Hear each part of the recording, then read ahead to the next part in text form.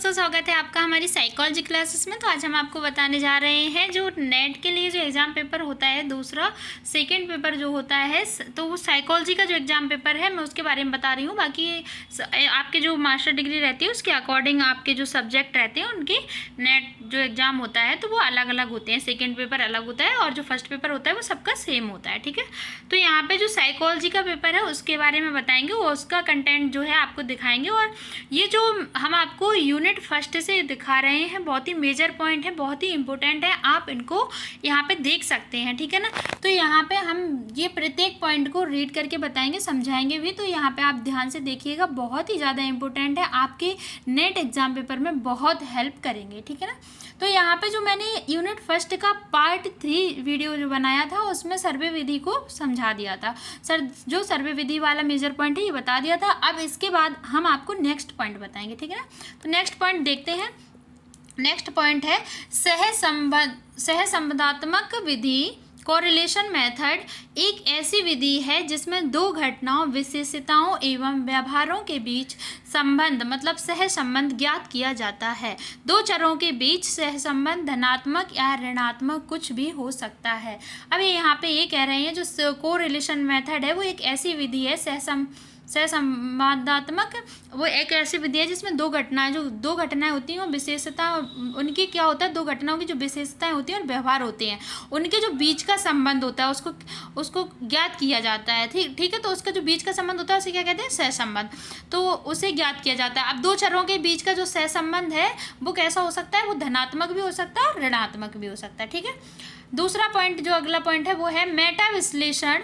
Meta analysis एक ऐसी सांख्यिकीय विधि है जिसमें शोधकर्ता बहुत शोध अध्ययनों के परिणाम को एक साथ संयोजित कर इस बात की संभावना ढूंढते हैं कि कहीं उनसे कोई प्रकल्पना का समर्थन मिलता है या नहीं। तो जो मेटा विश्लेषण है, मेटा एनालिसिस है, वो एक ऐसी सांख्यिकी की विधि है जिसमें क्या होता है, स्टैटिकल मेथड जो है, तो क्या होता है जिसमें शोधकर्ता जो रिसर्चर्स होते हैं वो क्या करते हैं, बहुत शोध अध्ययनों के परिणाम को एक साथ संयोजित कर इस बात की संभावना ढूंढते हैं। वो क्या है, सब संयोजित करना मतलब इकट्ठा, ठीक है ना। बहुत सारे जो शोध अध्ययन होते हैं उनके परिणाम को, उनका जो रिजल्ट होता है उनको कलेक्ट करते हैं, ठीक है ना। और फिर इस बात की संभावना ढूंढते हैं कि उनसे कोई प्रकल्पना का समर्थन मिलता है या नहीं। तो प्रकल्पना जो होती है उसे हाइपोथेसिस कहते हैं, ठीक है ना। अब देखिए यहाँ पे अगला पॉइंट जो है आपका वो है स्वाभाविक प्रेक्षण सर्वे विधि, सहसंबंधात्मक विधि, केस अध्ययन विधि, विवरणात्मक शोध विधियाँ, ठीक है। अब यहाँ पे शोध विधियाँ हैं, जबकि प्रयोगात्मक विधि प्रयोगात्मक शोध विधि है। अब यहाँ पे क्या कह रहे हैं, जो स्वाभाविक प्रेक्षण है और एक सर्वे विधि है और एक सहसंबंधात्मक विधि है और केस अध्ययन विधि है, विवरणात्मक शोध विधियाँ हैं, ठीक है। कैसी विधियाँ हैं ये, विवरणात्मक विधियाँ। और जबकि प्रयोगात्मक विधि क्या है, वो प्रयोगात्मक शोध विधियाँ हैं, ठीक है। तो यहाँ पे इतनी बात समझ में आ गई को जो ये देखो, एक स्वाभाविक प्रेक्षण एक हो गई, सर्वे विधि 2 है, सहसंबंधात्मक तीसरी विधि है और केस अध्ययन विधि है, ठीक है। तो ये कैसी विधि है, विवरणात्मक शोध विधियाँ हैं, ठीक है। और जबकि जो प्रयोगात्मक विधि होती है वो सिर्फ प्रयोगात्मक शोध विधि है, ठीक है। अब यहाँ पे देखिए, यहाँ पे जो अगला पॉइंट है वो है आपका, जब किसी अध्ययन को कोई दूसरा व्यक्ति प्रयोज्यों के दूसरे समूह पर वही विधि का उपयोग करते हुए दोहराता है, इस प्रक्रिया को प्रतिकृति कहा जाता है, ठीक है। जब किसी अध्ययन को कोई दूसरा व्यक्ति प्रयोज्यों के दूसरे समूह पर वही विधि का उपयोग करते हुए दोहराता है, इस प्रक्रिया को प्रतिकृति कहा जाता है। अब क्या है, वो यहाँ पे कह रहे हैं कि जब किसी अध्ययन को क्या है कि कोई दूसरा व्यक्ति है जो प्रयोज्य, जैसे कोई प्रैक्टिकल करते हैं तो उसमें जो जिस पे करते हैं उसको बोला जाता है प्रयोज्य, ठीक है ना। और जो करता है उसे बोलते हैं प्रयोग करता है, ठीक है। तो प्रयोज्य कौन हो गया, जिस पे कर रहे हैं। तो क्या है कि दूसरा व्यक्ति प्रयोज्यों के दूसरे समूह पर, अब समूह की बात हो रही है, प्रयोज्यों शब्द इसलिए यूज किया जा रहा है क्योंकि यहाँ पे ग्रुप की बात हो रही है, ठीक है। दूसरे समूह पर उसी विधि का उपयोग करता है तो क्या होता है, इस प्रक्रिया को क्या कहते हैं, प्रतिकृति कहा जाता है, ठीक है। देखिए अब यहाँ पे थोड़ा और पढ़ते हैं। अगर किसी प्रयोग का परिणाम वैज्ञानिक रूप से वैध है, मतलब वैलिड होता है, तो प्रतिकृति का परिणाम एक समान होना चाहिए। वो कह रहे हैं कि जो वैज्ञानिक रूप से अगर कोई प्रयोग किया गया हो, उसका परिणाम वैध है, मतलब वैलिड है, तो क्या है, उसे प्रतिकृति का परिणाम एक समान होना चाहिए। ठीक है, क्लियर। अब एक देखिए, नेक्स्ट पॉइंट देखते हैं, एक संक्रियात्मक परिभाषा। ठीक है, एक संक्रियात्मक परिभाषा से तात्पर्य वैसे परिभाषा से होता है जो संप्रत्यय को कुछ विशिष्ट प्रविधि जिसके सहारे उसे मापा या उत्पन्न किया जा सकता है। तो संक्रियात्मक परिभाषा से तात्पर्य कैसी परिभाषा से होता है, समझिए, जो संप्रत्यय को कुछ विशिष्ट प्रवृत्ति, ठीक है ना। अब कुछ संप्रत्यय को जो कुछ विशिष्ट, जो मतलब विशिष्ट मतलब कह सकते हैं महत्वपूर्ण टाइप, ठीक है ना, तो विशिष्ट प्रवृत्ति जिसके सहारे उसे मापा या उत्पन्न किया जा सकता है के रूप में परिभाषित करता है। ठीक है, इसका मतलब यह हुआ कि संक्रियात्मक परिभाषा अमूर्त पक्षों, एब्स्ट्रैक्ट टर्म्स, ठीक है, अमूर्त पक्षों को कुछ मापनीय तथा प्रेक्षणीय प्रारूप में बदल देता है। ठीक है, अब इसके बाद आपका जो नेक्स्ट पॉइंट है वो देखते हैं। नेक्स्ट पॉइंट देखिए, नेक्स्ट पॉइंट है उद्दीपक अनुक्रिया मॉडल। ठीक है ना, उद्दीपक अनुक्रिया मॉडल, स्टिमुलस रिस्पॉन्स मॉडल का प्रतिपादन मशहूर मनोवैज्ञानिक जे.वी.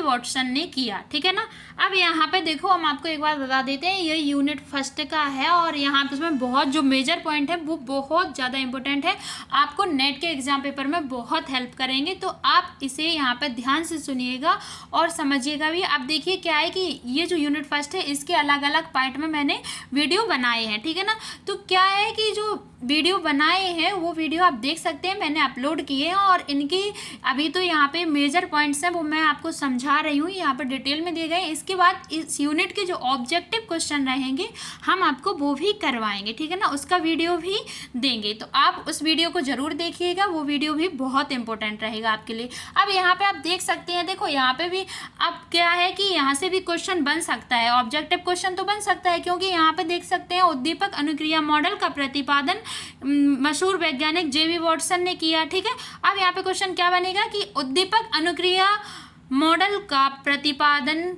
किस वैज्ञानिक ने किया। ठीक है ना, किस मनोवैज्ञानिक ने किया, तो यहाँ पे आंसर क्या होगा, जे.वी. वॉटसन। इसको याद कर लेना क्योंकि ये इंपॉर्टेंट है। ठीक है, इस मॉडल में प्रेक्षणीय उद्दीपक तथा प्रेक्षणीय अनुक्रिया को ही महत्वपूर्ण माना जाता है। अब क्या है वो देखो, इस तरह से आपका सेकंड ऑब्जेक्टिव अगर देखा जाए तो इस तरह से एक ये भी बन सकता है कि उद्दीपक अनुक्रिया मॉडल में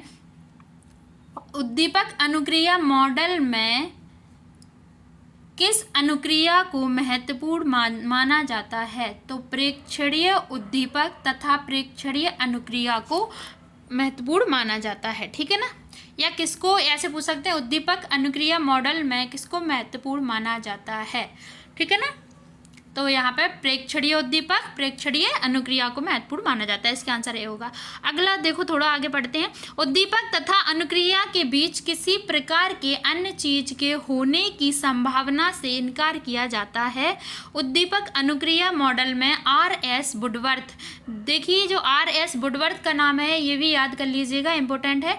R.S. वुडवर्थ ने थोड़ा संशोधन कर उसे उन्नत बनाया। ठीक है, तो क्या है, जो उद्दीपक अनुक्रिया मॉडल है इसका प्रतिपादन किसने किया था, मशहूर जो मनोवैज्ञानिक है जे.वी. वॉटसन ने किया था, और इसमें जो थोड़ा सा क्या किया, संशोधन किया है, वो किसने किया है, R.S. वुडवर्थ ने। ठीक है, तो यहाँ पे ये भी ऑब्जेक्टिव क्वेश्चन बन सकता है कि उद्दीपक अनुक्रिया मॉडल में संशोधन किसने किया था, तो किसने किया था, R.S. वुडवर्थ ने। क्लियर।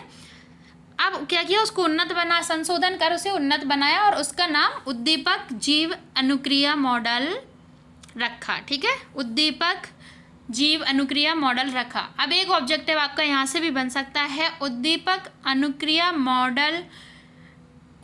जीव अनुक्रिया मॉडल नाम किस मनोवैज्ञानिक ने रखा। ठीक है ना, उद्दीपक अनुक्रिया मॉडल का नाम बदलकर उद्दीपक जीव अनुक्रिया मॉडल नाम किस वैज्ञानिक ने रखा, तो यह मनोवैज्ञानिक ने रखा, तो यहाँ पे आपका नाम आ जाएगा किसका, R.S. वुडवर्थ ने। ठीक है, तो ये क्वेश्चन दो तरह से भी बन सकता है, यहाँ पे ये भी आ सकता है कि उद्दीपक अनुक्रिया मॉडल का प्रतिपादन जेबी वॉटसन ने किया और इसका नाम कौन से मनोवैज्ञानिक ने बदला था। ठीक है ना, तो आप यहाँ पे कर सकते हैं,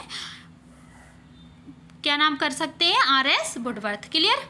अब देखिए यहाँ पे देखो SOR मॉडल, अब इसको क्या है, इन्होंने स्टिमुलस ऑर्गेनिज्म रिस्पॉन्स, इसका जो मतलब फुल फॉर्म इंग्लिश में देखते हैं, इसे बोला है स्टिमुलस ऑर्गेनिज्म रिस्पॉन्स, जिसको शॉर्ट में बोला है SOR मॉडल। ठीक है।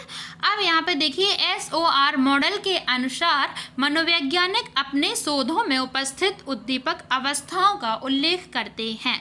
तो जो क्या है, इस जो ये वाला मॉडल है SOR मॉडल के अनुसार मनोवैज्ञानिक क्या करते हैं, अपने शोधों में जो उपस्थित उद्दीपक होते हैं उनकी अवस्थाएं, उद्दीपक अवस्थाओं मतलब स्टिमुलस कंडीशन का उल्लेख करते हैं। ठीक है ना। उसके परिणाम स्वरूप होने वाले व्यवहार का मापन करते हैं। तो अब क्या होता है, उसके परिणाम स्वरूप क्या होता है, जो उनका जो व्यवहार हुआ है उसका मापन करते हैं। ठीक है ना, मेजरमेंट। अब फिर क्या होता है, तथा फिर उल्लेख करते हैं, उसके परिणाम स्वरूप होने वाले व्यवहार का मापन करते हैं, तथा फिर जीव के मनोवैज्ञानिक गुणों या अवस्थाओं जैसे व्यक्तित्व एवं अभिप्रेरक के बारे में अनुमान लगाते हैं। जो जीव हैं, ऑर्गेनिज्म के मनोवैज्ञानिक गुणों, ठीक है ना, तो अब क्या होता है, मनोवैज्ञानिक गुण होते हैं वो उनको और उनकी अवस्थाएं जैसे व्यक्तित्व एवं अभिप्रेरक। ठीक है ना, तो जो व्यक्तित्व है, पर्सनालिटी है, और अभिप्रेरक हैं, तो क्या उनके बारे में क्या करते हैं, अनुमान लगाते हैं। ठीक है। मनोविज्ञान में जीव से संबंध चरों की मध्यवर्ती चर भी कहा जाता है। मनोविज्ञान में क्या है, मनोविज्ञान में जो जीव से संबंधित चर होते हैं उनको क्या कहा जाता है, मध्यवर्ती चर। ठीक है, मध्यवर्ती चर भी कहा जाता है। ठीक है, क्लियर। अब आप आते हैं अगले वाले पॉइंट पे। तो अगला वाला पॉइंट जो है वो देख सकते हैं, निम्नीकृत उद्दीपक वैसा उद्दीपक होता है जिसे इस हद तक परिमार्जित कर दिया गया होता है कि उनका प्रत्यक्षण करना मुश्किल हो जाता है। औपचारिक रूप से यह कहा जा सकता है, पहले आप इतना समझिए, तो निम्नीकृत उद्दीपक हैं, क्या है, कैसा उद्दीपक है, वैसा उद्दीपक होता है जिसमें क्या होता है, जिसे इस हद तक परिमार्जित किया गया होता है कि उनका प्रत्यक्षण करना मुश्किल होता है, उनका जो प्रत्यक्षण करना मुश्किल हो जाता है। और क्या होता है, औपचारिक रूप से यह कहा जा सकता है कि संकेत से आवाज अनुपात इसमें कम हो जाता है। ठीक है ना, आवाज अनुपात इसमें कम हो जाता है, तो क्या है, इसका जो रेशियो है वो कम हो जाता है। किसी उद्दीपक को उसके कुछ अंश को नष्ट करके, तो अब जो उद्दीपक क्या है, स्टिमुलस, यहाँ उद्दीपक जो है वो साइकोलॉजी भाषा का वर्ड है और हिंदी में वस्तु बोलते हैं। तो कुछ अंश को नष्ट करके उसे किसी आवाज से आच्छादित करके उसकी तीव्रता को कम करके आदि ढंगों से निम्नीकृत किया जा सकता है। ठीक है ना, तो वो ये कह रहे हैं उसकी आवाज़ क्या, जो उद्दीपक है उसका कुछ अंश नष्ट कर दिया जाता है और नष्ट करके क्या करते हैं, उसकी आवाज़ को आच्छादित करके उसकी तीव्रता जो होती है उसको कम करके क्या करते हैं, निम्नीकृत ढंग से किया जा सकता है। ठीक है ना। अब देखिए, अब आपका जो नेक्स्ट पॉइंट है वो है सामुदायिक मनोविज्ञान। तो सामुदायिक मनोविज्ञान को कम्युनिटी साइकोलॉजी कहा जाता है। हाँ, और यह मनोविज्ञान की एक ऐसी शाखा है जिसमें कई ढंग से मनोवैज्ञानिक समुदाय के साथ कार्य करते हैं। ठीक है, मनोवैज्ञानिक क्या करते हैं कि एक ग्रुप मतलब एक समुदाय समूह जैसा, तो उसमें क्या है, उसके साथ कार्य करते हैं। इसमें मनोवैज्ञानिक समुदाय के व्यक्तियों के जिंदगी की गुणवत्ता को बढ़ाने का प्रयास करते हैं। तो जो मनोवैज्ञानिक है वो क्या करते हैं, जो व्यक्तियों की जिंदगी है उसको बढ़ाने का प्रयास करते हैं। ठीक है, तो आप क्या कैसे वो देखिए, तथा समग्र समुदाय के साथ चिकित्सीय अंतःक्रिया भी करते हैं। आप चिकित्सीय अंतःक्रिया भी करते हैं, तो मतलब ये है कि वो देखते हैं कि क्या हो सकता है, तो चिकित्सकीय अंतःक्रिया करते हैं। ठीक है, अब यहाँ पे जो आपका अगला पॉइंट है वो देखिए, अगला पॉइंट क्या है, अगला पॉइंट आपका है तुलनात्मक पशु। ठीक है ना, ये जो पॉइंट है ये आपका यहाँ का, ये इस वाले जो पार्ट का है, ये आपका यूनिट फर्स्ट का पार्ट 4 है, और ये इस वाले पार्ट 4 में आपका लास्ट पॉइंट है। ये वाला समझ लो, इसके बाद जो अगला वीडियो बनेगा वो अगले पॉइंट से मिलेगा। ठीक है, तो तुलनात्मक पशु मनोविज्ञान कंपैरेटिव साइकोलॉजी, ठीक है। मनोविज्ञान की एक ऐसी शाखा है, तुलनात्मक, मतलब देखो पशु मनोविज्ञान कह सकते हैं, तुलनात्मक मनोविज्ञान, ठीक है ना। तो यहाँ पे तुलनात्मक मनोविज्ञान की एक ऐसी शाखा है जिसमें पशुओं के विभिन्न प्रजातियों का अध्ययन इस ख्याल से किया जाता है।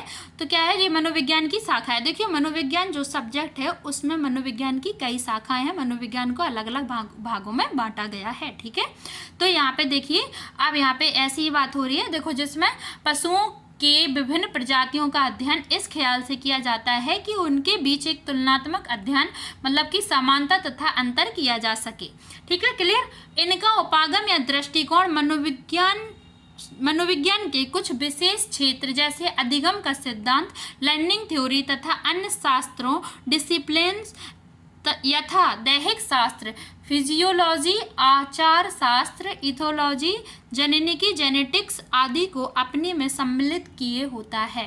देखो पहले तो वो क्या कह रहे हैं कि जो तुलनात्मक मनोविज्ञान है वो मनोविज्ञान की एक शाखा है जिसमें पशुओं के विभिन्न प्रजातियों का अध्ययन इस ख्याल से किया जाता है कि उनके बीच मतलब एक तुलनात्मक मतलब समानता और अंतर किया जा सके, और इनका उपागम या दृष्टिकोण, मतलब इनका जो उपागम अप्रोच बोलते हैं, तो दृष्टिकोण मनोविज्ञान के कुछ विशेष क्षेत्र, ठीक है ना, जैसे अधिगम का सिद्धांत जो सीखने, अधिगम मतलब सीखना, सिद्धांत है, अन्य शास्त्रों जो डिसिप्लिन है, दैहिक शास्त्र, आचार शास्त्र, जेनेटिकी, जेनेटिक्स से अपने में सम्मिलित किए होता है, ठीक है, क्लियर।